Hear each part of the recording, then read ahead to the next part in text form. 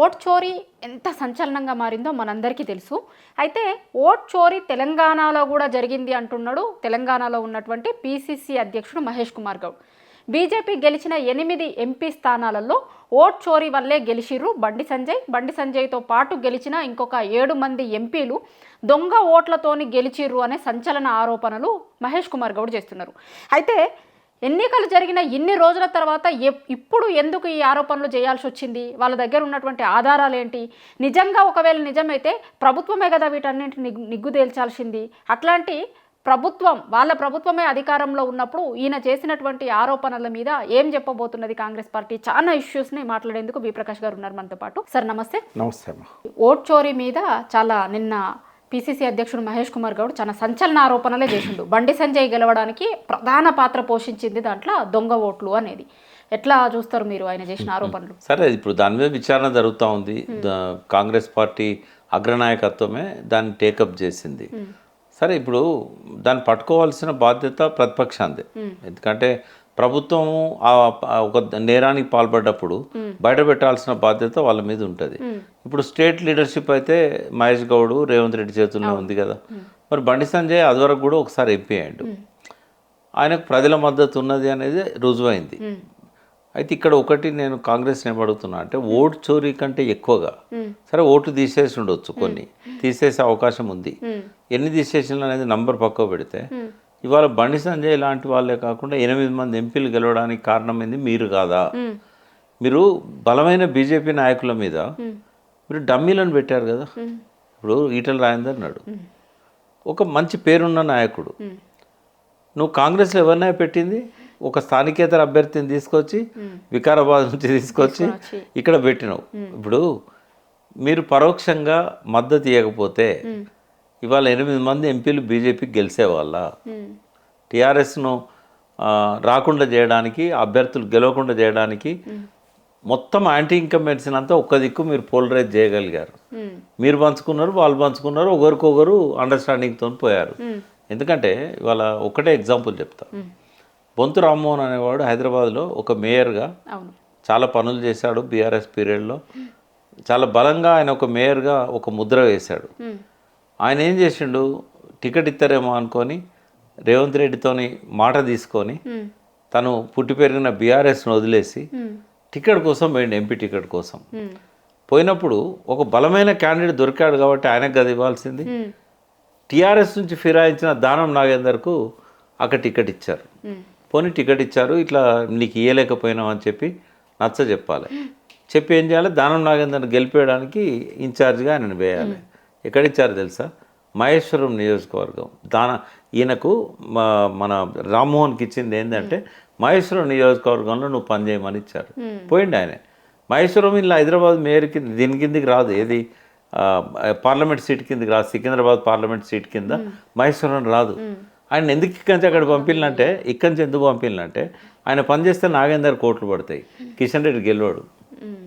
కిషన్ రెడ్డి గెలవడానికి ఫస్ట్ ఆయనకు అభ్యర్థిత్వాన్ని ఇస్తామని చెప్పి ఆడ కిషన్ రెడ్డి పేరు డిక్లేర్ కాగానే ఈయనను పక్కకు తప్పించారు.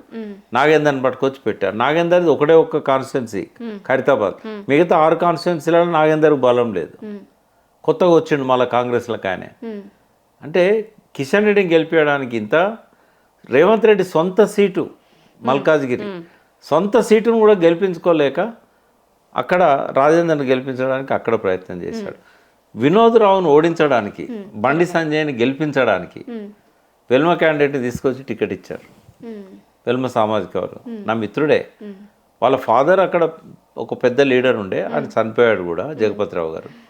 అక్కడ ఆయనను తీసుకొచ్చి అక్కడ టికెట్ ఇచ్చారు. అంటే ఒక సామాజిక వర్గం ఓటు చీల్చడానికి.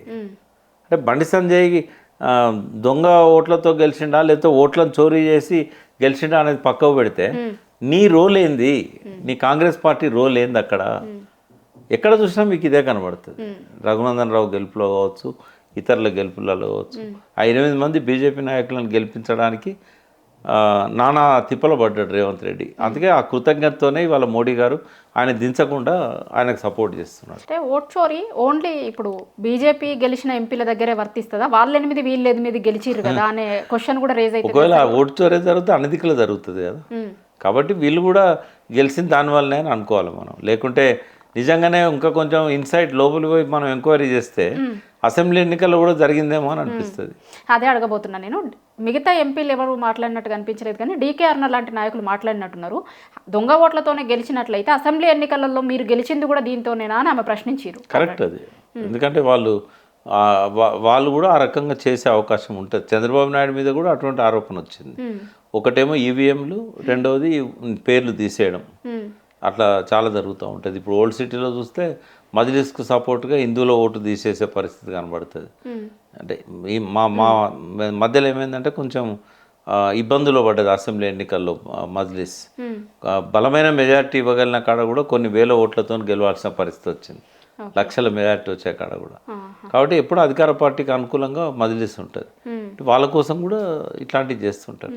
బట్ ఇక్కడ రెండేనమ్మా, ఈ రెండు పార్టీలు కూడా ఏదైనా చేయగలిగే సమర్థులు. బీజేపీ నాయకులు ఇంకొకటి కూడా చెప్తున్నారు, ప్రజలకు ఇచ్చిన హామీలు, గ్యారంటీలు ఇవేవి అమలు చేయలేక అటువైపున జనాల దృష్టి పోకుండా వీళ్ళు ఇచ్చినటువంటి హామీల అమలు అవి వీటి మీద పోకుండా దొంగ ఓట్ల ఇష్యూని తెర మీదకి తీసుకొని వస్తున్నారు ఇప్పుడు కాంగ్రెస్ పార్టీ నాయకులు అని బీజేపీ చెప్తుంది. ఆయన ఒక రక్షణ కవచం లాగా అబద్ధాల గోడలు కడుతున్నాడమ్మా. ఇప్పుడు ఎవరైనా రేవంత్ రెడ్డిని బట్టబయలు చేయాలనుకున్నప్పుడు ఆ అడ్డుగోడలు దాటుకొని రావాలి. ఆయన హామీలను అన్నింటినీ కూడా లోపల పెట్టి దాని చుట్టూ అబద్ధాల గోడలు కట్టాడు. ప్రతిరోజు ఒక డైవర్షన్, ప్రతిరోజు ఒక బూతు మాట్లాడతాడు. ఇక మీడియా మైకులు పట్టుకొని ఆ బూతుల చుట్టూ తిరుగుతూ ఉంటుంది. అందులో చాలా ఛానల్స్, చాలా సోషల్ మీడియా ఛానల్స్ను పోషిస్తున్నాడు. కాబట్టి ఏంటంటే ఈ మా అసలు విషయంలోకి ఎంటర్ కానియకుండా వీటి చుట్టే వార్తలను తిప్పుతూ ఉన్నాడు, వీటి చుట్టే ప్రజల యొక్క ఆలోచనలు తిప్పుతూ ఉన్నాడు. ఎంతకాలం మోసం చేస్తున్నామా? ఏదో ఒక రోజు వస్తుంది, పాపం బద్దలవుతుంది, అడ్డుగోడలు దొరికిపోతాయి, ప్రజలు ఎట్లా బుద్ధి చెప్పాలనో అట్లా చెప్తారు. అంటే ఇంకొక మేజర్ ఇష్యూ కూడా ఏమొస్తుందంటే, అధికారంలో ఉంది కాంగ్రెస్ పార్టీనే కదా, ఆ కాంగ్రెస్ పార్టీ పీసీసీ అధ్యక్షుడు ఇట్లా మాట్లాడుతున్నాడు. నిజంగా దొంగ ఓట్లు అనేటివి ఉంటే వాటిని ఏరేయాల్సిన బాధ్యత ఫస్ట్ తీసుకోవాల్సింది కాంగ్రెస్ పార్టీనే కదా. అవును. ఇప్పుడు ఈ బీసీ రిజర్వేషన్ల మీద ప్రజలు ఎక్కడ స్పందిస్తారో అని చెప్పి, ఎక్కడ తిరగబడతారో, ఎందుకంటే మన హామీలు ఇచ్చినాం కానీ చేయలేకపోతున్నాం కదా అని చెప్పి డైవర్ట్ చేయడానికి ఇది మొదలు పెడుతున్నాడు. ఆ పీసీసీ అధ్యక్షుడైనా రేవంత్ రెడ్డి అయినా కూడా వాళ్ళు ఒక అండర్స్టాండింగ్తోని ఒక పద్ధతి ప్రకారంగా ప్రజల మూడ్ను డైవర్ట్ చేయడానికి ఇటువంటివన్నీ తీసుకొస్తాడు. ఓట్ల చోరీ గురించి అక్కడ ఎంక్వైరీ జరగాలి. ఇప్పుడు సుప్రీంకోర్టులో ఉంది అది. ఎలక్షన్ కమిషన్ ఇప్పటికే వాళ్ళు చివాట్లు పెట్టారు. వాళ్ళు ఇప్పుడు ఆ సుప్రీంకోర్టు తేల్చేదాకా దాని మీద మాట్లాడకూడదు వీళ్ళు.